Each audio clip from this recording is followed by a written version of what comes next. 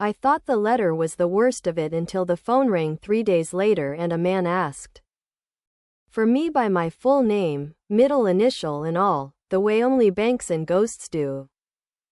And when I said yes, he cleared his throat and introduced himself as Aaron and said he was calling about Denise, and my stomach dropped so hard I had to grip the counter. Because hearing her name spoken in a stranger's voice was like a trapdoor opening under 1984.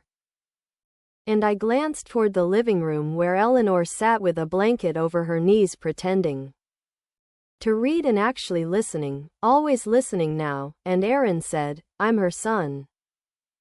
And the word son slid into me like a knife with a familiar hilt I'd never actually held.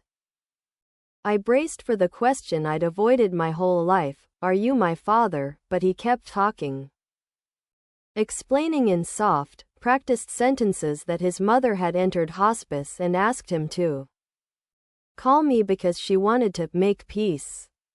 And I could hear him trying to make the phrase sound neutral when it wasn't, and I said stupidly, "I didn't know she had a son," and he said, after a beat, "We weren't close for a long time."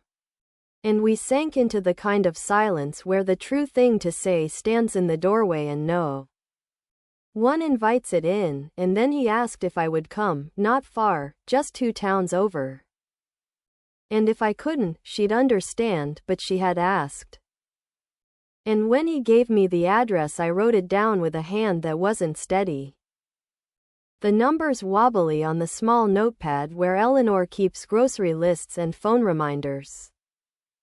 And when I looked up, Eleanor was watching me with that new expression I hadn't learned how to read yet, part vigilance, part sorrow, part steel, and she said, "Well?"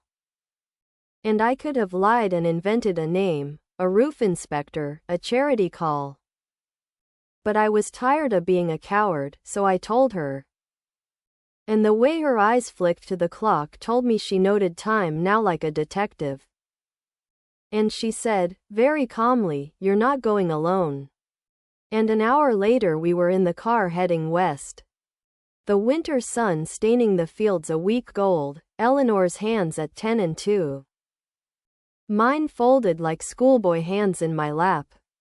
And I was grateful for the old Buick's endless small noises so I didn't have to fill the air with my own. And when we pulled up to a small house with a sagging porch and a wind chime that clinked like coins, the door opened before we could knock, and a man in his late 30s, dark hair, Denise's cheekbones, stepped aside to let us in, and I realized I had imagined him older. Imagined my sin only attached to people my age, but the past makes new people all the time. And he led us down a narrow hallway into a room that smelled faintly of lemons and medicine, where Denise lay small under a knitted blanket, gray where she had once been auburn. But undeniably her, that stubborn tilt of the chin. And when her eyes found me they brightened with surprise and something like relief. And she said my name in a voice that had shrunk but still held the old music. And I felt Eleanor move a half step closer to me. And I kept my hands folded so they wouldn't do anything stupid, and Denise said, "You came." And I said, "Yes," and then we were 3 people in a triangle that had been unspeakable for 40 years, and a 4th just outside the door pretending to check his phone, and Denise said, "I asked him to call because I didn't want to leave with unfinished business," and I nodded, waiting for the accusation or the confession that would end us, and she smiled, small and tired, and said, "I kept your letters for too long," and added, "I kept mine too." And for a second my breath stopped because I hadn't known there were hers. I had imagined myself the only archivist, the only fool who pressed us in paper. And she glanced at Eleanor and said, "I'm not trying to make this worse," and Eleanor said, in that cool, steady voice I first fell in love with at a county meeting, "It's already worse." And Denise closed her eyes briefly as if absorbing a wave and said, "I'm sorry."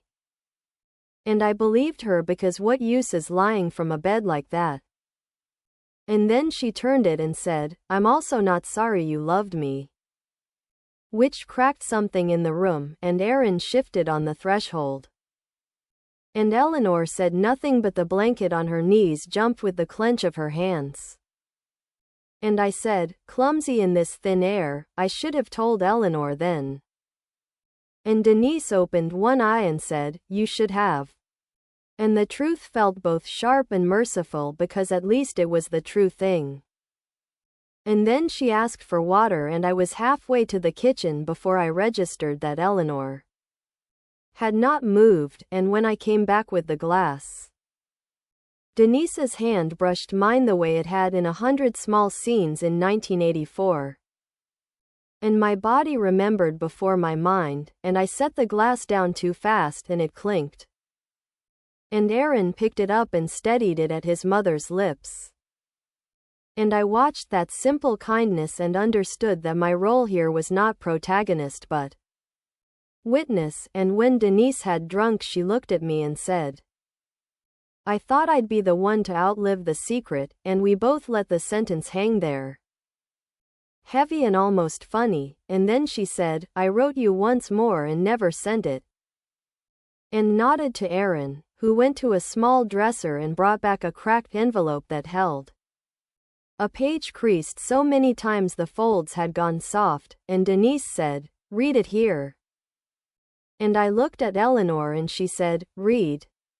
And I unfolded that page and saw my name and the date, November 1984, and words in her looping hand about the way we burned and hurt and how she couldn't be the woman who punctured a marriage, how she hoped I would choose what I had already chosen before her, and how in 20 or 40 years she hoped we would both be better than the worst stories we told ourselves, and by the time I reached the end the letters were blurring and I had to blink hard, and I said, I wish I'd gotten this, and Denise said, you did, only not on paper.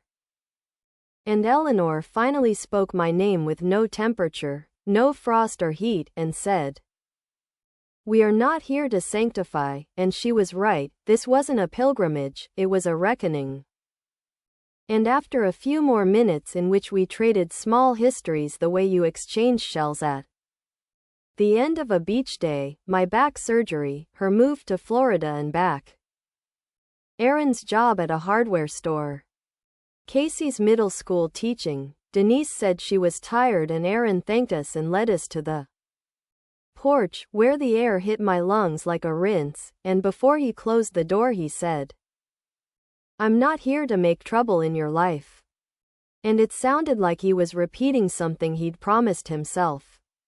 And we drove home mostly quiet, the only notable sound Eleanor's small sigh when an 80s song came on the radio and I changed the station impulsively as if toggling away from then could erase anything. That night, for the first time since the letter, Eleanor let me sleep in our bed again and turned her back to me, but not all the way. Like a wall with a single window. And I stared at the ceiling and felt the ghost reposition itself at the foot of the bed.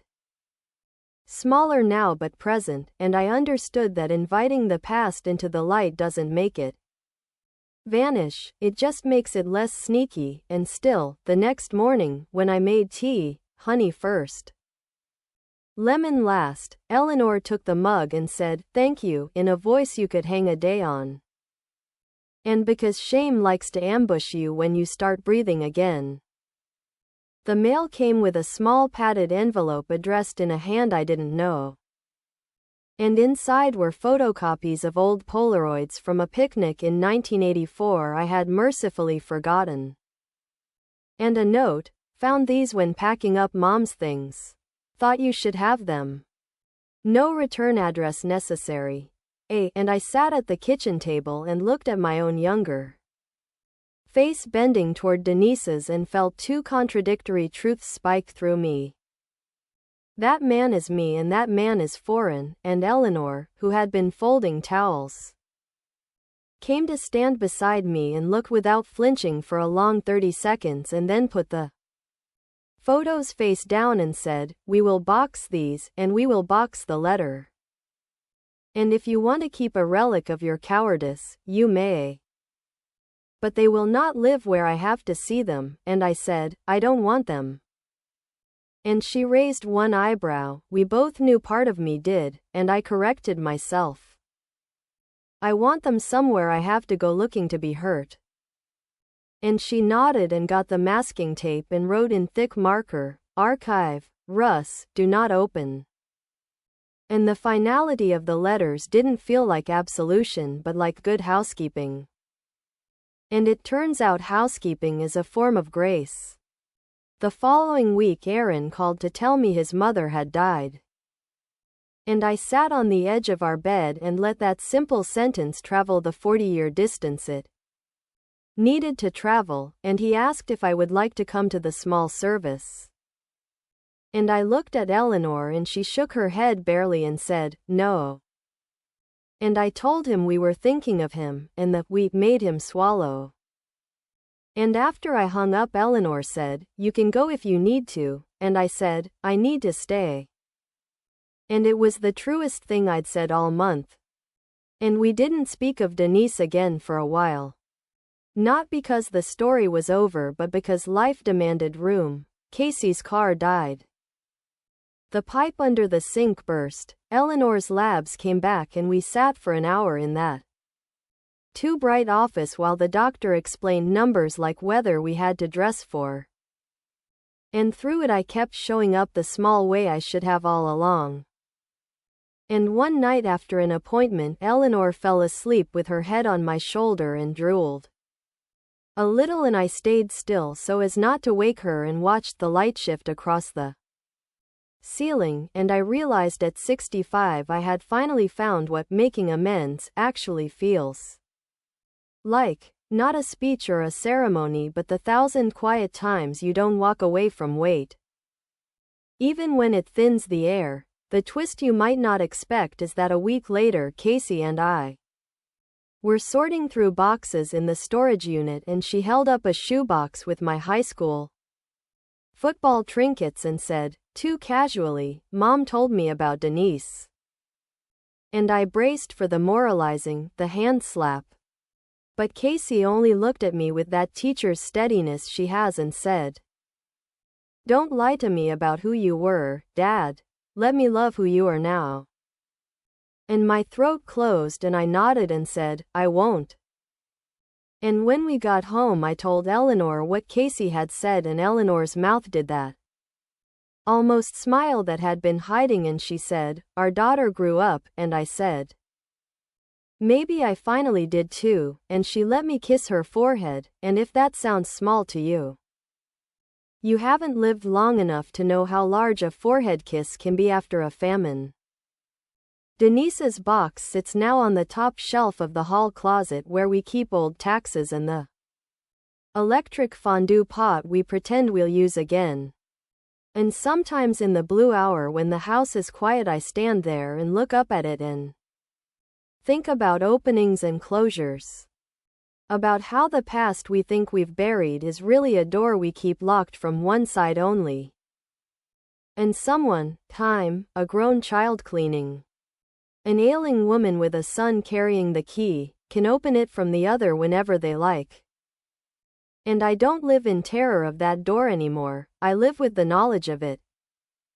Which is different, less like a trap and more like a fact of the house you built. And on nights when the ache returns, the bone-deep kind that warns of a change in weather, I make tea, 2 mugs, and I carry one to Eleanor, and if she's awake we drink, and if she's sleeping I set it by the lamp for when she wakes. And I lie there with my shame not as a heat I feed but as a coat I no longer wear, folded at the end of the bed, and if it tries to climb up beside me I tell it there's no room. And sometimes it listens and sometimes it doesn't, but either way dawn comes, and I get up. And I check the porch light because she hates coming home to dark. And I wait for the day like a man with work to do.